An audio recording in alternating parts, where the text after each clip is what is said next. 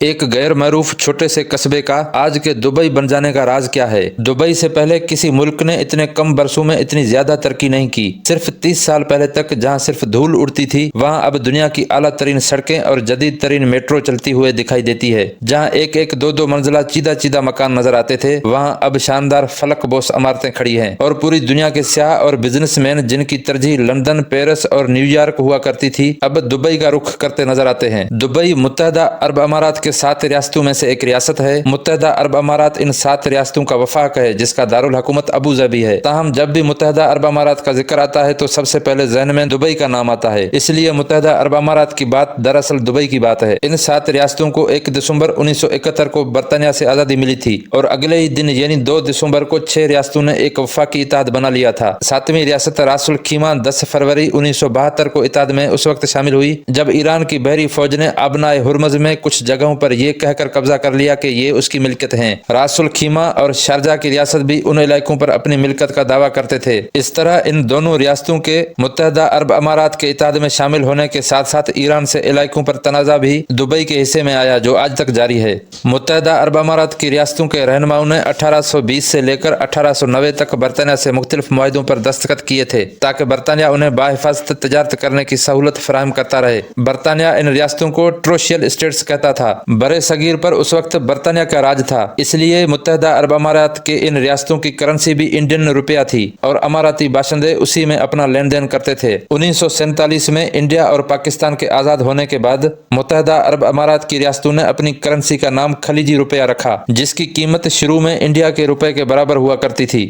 Dubai میں تقریباً 100 سال پہلے علاقے کے تاجر، چاہے وہ ہندوستان کے ہوں، فارس یا عراق کے، سب یہاں آ کے آہستہ آہستہ جمع ہوئے اور دبئی تجارت کا گڑھ بن گیا۔ جب برطانیہ نے دبئی کے آس پاس تیل کی دریافت کی تو ابو ظبی کے حکمران شیخ زید بن سلطان ال نہیان اور دبئی کے شیخ راشد بن سعید ال مکتوم اور امارات کے دوسرے رہنماؤں کو آمدنی آنے لگی۔ بعد میں شیخ زید متحدہ عرب امارات کے پہلے صدر منتخب ہوئے اور دبئی کے شیخ راشد پہلے نائب صدر بنے۔ شروع میں دبئی کے لوگ موتیوں کی تجارت کرتے تھے اور آس پاس کے علاقوں میں جا کر انہیں بیچتے تھے۔ اسی طرح دوسرے تاجر بھی یہاں آتے اور اپنی اشیاء بیچتے۔ اس علاقے میں تجارت کا ایک نیٹ ورک بن چکا تھا، اور تاجر چاہے کویت سے ہوں یا بصرہ سے، وہ ہندوستان کے شہر گجرات یا کیرالہ یا زینزیبار جاتے ہوئے دبئی میں ضرور رکتے تھے۔ موتیوں کی تجارت سے اماراتی باشندوں کو بہت فائدہ ہوا، لیکن جب جاپانیوں نے مصنوعی طریقے سے موتی بنانے کا طریقہ دریافت کر لیا تو آہستہ آہستہ اماراتی موتیوں کی مانگ کم ہونے لگی، اور یہ صنعت سکڑتی تقریباً ختم ہو گئی۔ مگر تیل کی دریافت کے بعد بہت سے اماراتی باشندوں نے موتیوں کی صنعت کو چھوڑ کر تیل کے سیکٹر میں تجارت شروع کر دی، اور جب 1971 میں انہیں برطانیہ سے آزادی ملی تو اس کے بعد تیل کی پیداوار اچانک بڑھ گئی، جس سے اس علاقے کی معیشت کو بھی سہارا ملا اور دبئی تجارت کا گڑھ بن گیا۔ جس ملک میں 1980 تک دھول اڑتی تھی،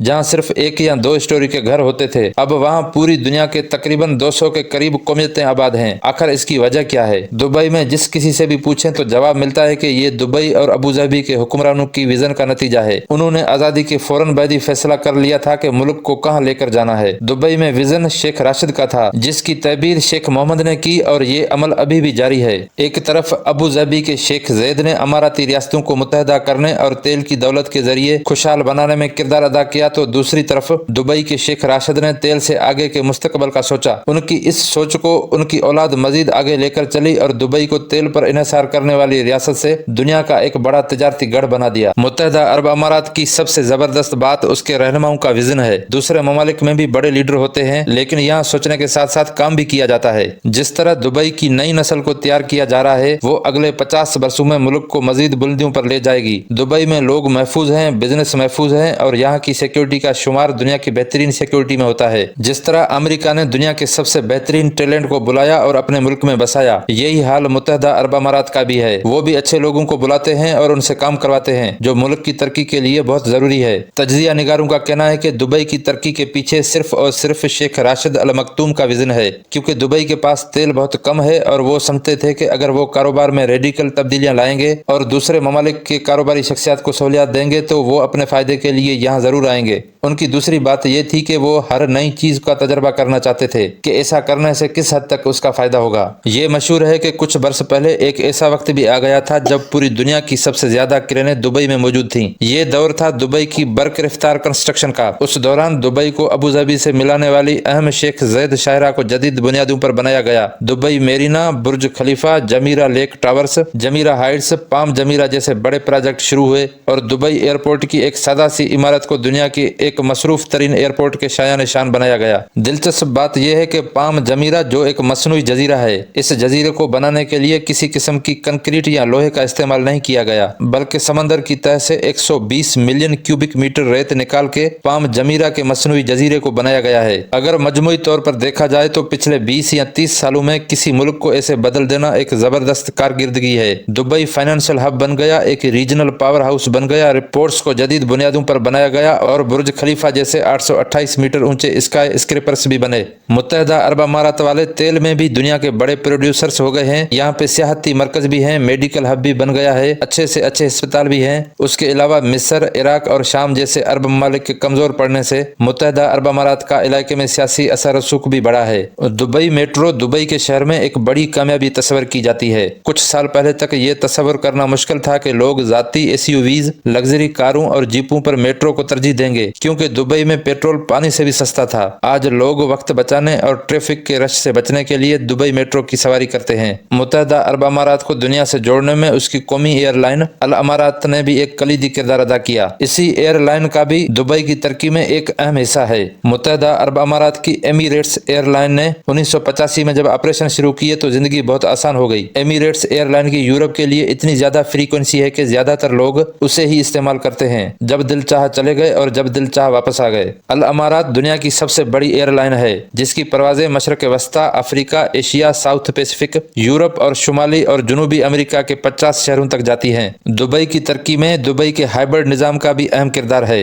बुनियादी तौर पर मुत्तहदा अरब अमारात का मुआशरा हमेशा से ही एक कंजर्वेटिव मुआशरा है। उनकी रवायात अभी तक कबायली हैं, लेकिन ये सियाहों की सहूलत के लिए बहुत से मॉडर्न चीजें भी बर्दाश्त कर लेते हैं। क्योंकि दुबई के पास इतना तेल नहीं है, इसलिए उसका अनहसार सियाहों पर ज्यादा है। सियाह यहाँ पर जिस लिबास में आना चाहें आ सकते हैं और होटलों के अंदर शराब भी पी सकते हैं। हाल ही में दुबई ने एक ऐसा कदम उठाया है जो कि हर तरह से दुबई के मुआशरे के हवाले से एक इंतहाई रेडिकल कदम है। दुबई में कानून के मुताबिक गैर मुल्की मर्द और औरत शादी के बगैर एक दूसरे के साथ नहीं रह सकते थे और न ही बच्चा पैदा कर सकते थे, बल्कि कानून तो यहाँ तक कहता है कि वो अवामी मकामात में एक दूसरे का हाथ भी नहीं पकड़ सकते। लेकिन हाल ही में एक कानून पास किया गया है जिसके तहत गैर मुल्की अब लिविंग टूगेदर कर सकते हैं और अब अगर कोई खातून शादी के बगैर हामला हो जाए तो उसे मुल्क छोड़कर भागना या गैर कानूनी इसकाते हमल नहीं करवाना पड़ेगा। दुबई में रहने वाले गैर मुल्कियों के मुताबिक ऐसा इकदाम इसलिए किया गया है कि बहुत से यूरोपीय पार्टनर को साथ न रखने की वजह से मुल्क में नहीं रहना चाहते थे। ये एक बहुत बड़ा कदम है। दुबई वाले हर किस्म की रुकावट हटा रहे हैं, चाहे उसकी जो भी कीमत हो, इस्लामी या गैर इस्लामी। वो चाह रहे हैं कि लोग आकर दुबई में रहें। सन 2018 में दुबई के हुक्मरान शेख मोहम्मद बिन राशिद अल मकतूम की बेटी शहजादी लतीफा अल मकतूम के मुबैना अगवा और फिर जबरदस्ती हिरासत में रखने और बाद में 2019 में शेख मोहम्मद और उनकी अहलिया शहजादी हया के दरमियान तलाक के बाद फोन हैकिंग और इंसानी हुकूक की खिलाफ वर्जी के मुकदमे से दुबई के हुक्मरान की साख को नुकसान पहुंचा है। शहजादी लतीफा की कहानी की गूंज तो अक़वाम मुत्तहदा तक सुनाई दी।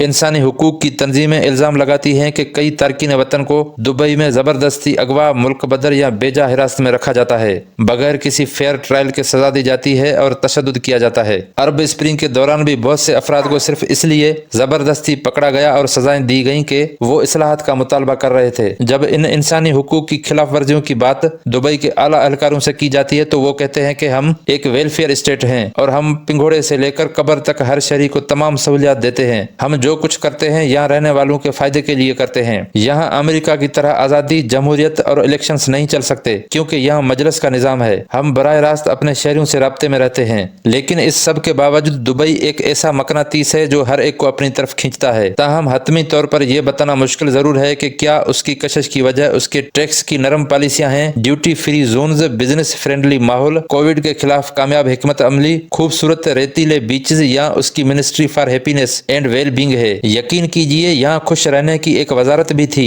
जिसे कोविड बहरान के दौरान मिनिस्ट्री ऑफ कम्युनिटी डेवलपमेंट के तहत कर दिया गया है।